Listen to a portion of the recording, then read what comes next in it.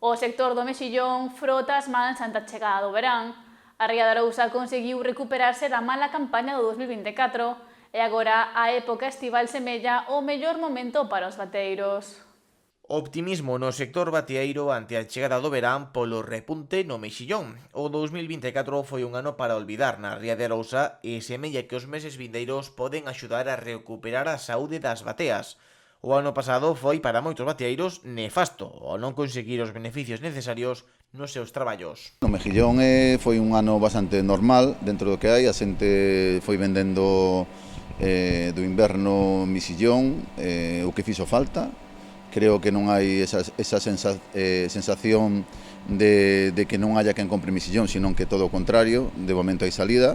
De momento creo que vai sendo un ano bastante positivo en ese sentido. Sí, a ver, o ano pasado, por exemplo, do verán foi un ano malo, a verdad, foi, non sei dos polígonos de fora, pero polo menos aquí da zona nosa foi un ano malo en todos os aspectos, non creceu, non engordou e polo tanto o precio foi mínimo.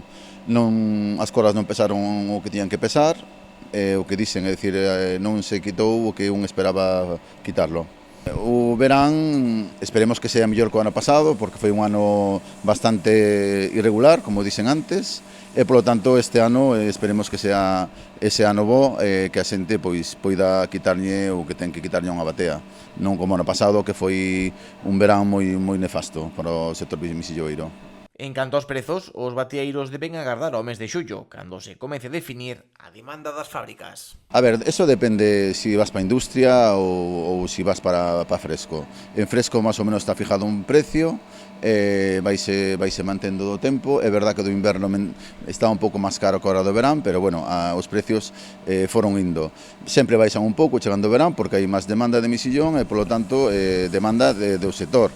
Entonces, de alguma maneira, pois o mercado asume o que asume.